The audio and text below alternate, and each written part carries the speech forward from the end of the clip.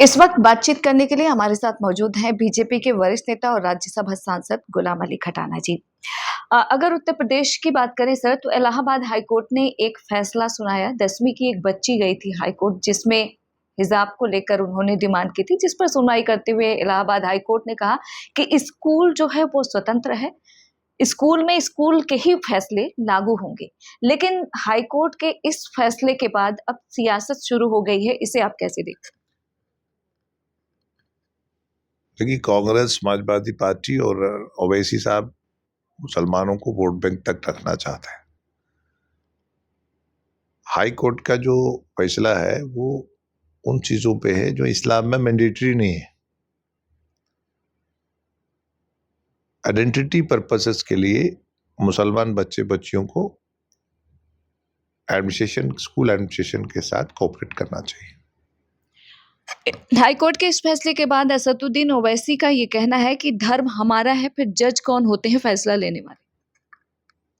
नहीं, वो अपने दिमाग से फायदा लेते हैं, चीजों को तरोड़ मरोड़ के पेश करता है। वो पूरे मुसलमानों को नेगेटिव पोस्चर में खड़ा करते हैं वोट बैंक के लिए। तो आपको लगता है कि आने वाले समय में, क्योंकि उत्तर प्रदेश में विधानसभा चुनाव है, इसलिए असदुद्दीन ओवैसी का इस तरीके का बयान आ रहा है?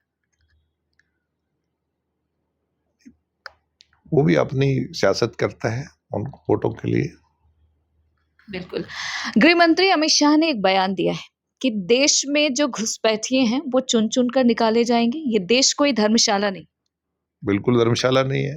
इलीगल इमिग्रेशन के लिए कोई स्पेस नहीं है। 0% टॉलरेंस। बाल की तरह उखाड़ के बाहर फेंकेंगे। देश के रिसोर्सेस का देश के नागरिक का ही हक है। देश के नागरिकों का हक है, लेकिन 2014 से ही सेंटर में बीजेपी की सरकार है। आपको लगता है कि और तेजी के साथ ये कार्रवाई होनी चाहिए थी?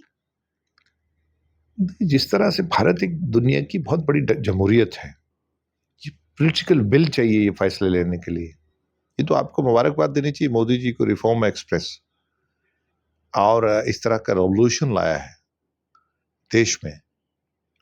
और आस्ता आस्ता हम उन चीजों की तरफ बढ़ रहे हैं। एक अंतिम सवाल। संघ प्रमुख मोहन भागवत के न्यूयॉर्क विजिट को लेकर विवाद शुरू हो गया है, इसे आप कैसे देखते हैं? कुछ लोग विरोध कर रहे हैं। ताकत का विरोध होता है, बड़ी ऑर्गेनाइजेशन का, जिसने काम करे हो, जिसका इमेज हो, इमेज का विरोध होता है। और कुएं का मेंढक क्या जानेगा आरएसएस के लिए। धन्यवाद हमसे बातचीत करने के लिए। दिल्ली से इंडिया पोस्ट न्यूज के लिए ममता चतुर्वेदी।